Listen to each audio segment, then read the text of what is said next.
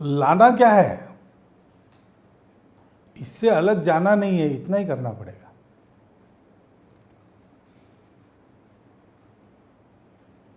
रस खान का नाम आपने सुना है ना, वो मुसलमान थे, उन्होंने इस्लाम छोड़ा नहीं था, लेकिन कितना सुंदर काव्य उनका कृष्ण पर है। शेख मोहम्मद थे, विट्ठल के भक्त थे, और ये कोई पुरानी बात नहीं, हमारे यहाँ रामकृष्ण परमहंस ने इस्लाम ईसाइयत सहित सभी संप्रदायों को उपासना प्रत्यक्ष करके कहा कि सब लोग एक ही जगह पहुंचते हैं, जतो मत ततो पथ। रमन महर्षि ने पॉल ब्रंटन को जब उसने कहा कि मुझे लगता मैं हिंदू बन जाऊं, तो कहा नहीं, तुम ईसाई जन्मे हो, तुम अच्छे ईसाई बनो तो तुमको भी वही फल मिलेगा जो एक हिंदू को अच्छा हिंदू बनने का होता है। हिंदू इसको रिलीजन के अर्थ में उन्होंने उपयोग किया, वास्तव में वो है नहीं, लेकिन पॉल ब्रंटन को समझना था तो यही कहना था। तो ये हमारे यहाँ सदा हुआ है, समय समय पर कट्टरपंथी लोग इनको अलग ले जाने का प्रयास करते हैं। उस प्रयास को शिवाजी महाराज ने रोका तो उनके नौसेना में मुसलमान भी थे, सिद्दी भी थे। राणा प्रताप की सेना में अकबर के खिलाफ जब लड़े हल्दी घाटी, तो थे ना मुसलमान, बहुत सारे लोग थे।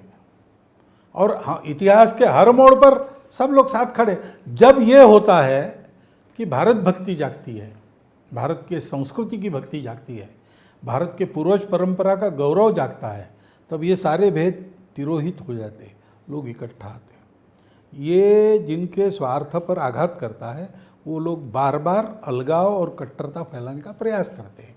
वास्तव में हमारा एकमात्र देश है कि जहाँ पर सबके सब बहुत दिनों से साथ रह रहे। सबसे अधिक सुखी किस देश के मुसलमान हैं?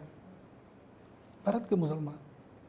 दुनिया में कोई देश है कि जहाँ उस देश के वासियों की सत्ता में दूसरा संप्रदाय रहा जो उस देश का नहीं है और वो अभी तक चल रहा है? ऐसा कोई नहीं है। हमारा है।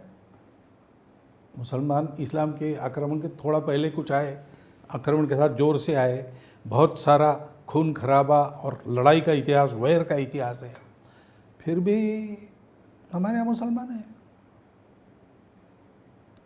हमारे यहाँ ईसाई है, तो उनका क्या बुरा हो रहा है?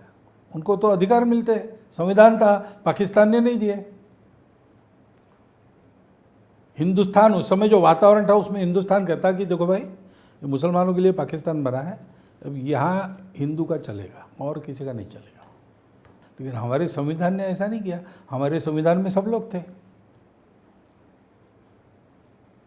डॉक्टर बाबा साहब अम्बेडकर जो मानते थे कि ये पॉपुलेशन ट्रांसफ़र होना चाहिए, उन्होंने भी यहाँ मुसलमान रहेंगे तो उनको ट्रांसफ़र करना पड़े ऐसा संविधान नहीं बनाया, उनके लिए कुछ जगह बनाई। ये हमारे देश का स्वभाव है। इस स्वभाव को हिंदू कहते हैं। पूजा हम किसकी करते हैं इसका और हिंदू का वैसे संबंध नहीं है। धर्म जो है वो जोड़ने वाला, ऊपर उठाने वाला, समाज की धारणा करने वाला, भौतिक और आध्यात्मिक दोनों प्रकार के सुख जिसका आचरण करने से मिल सकते हैं, ऐसा है। अर्थ और काम इसका नियमन करके पूरे समाज को ठीक चलाने वाला वो है।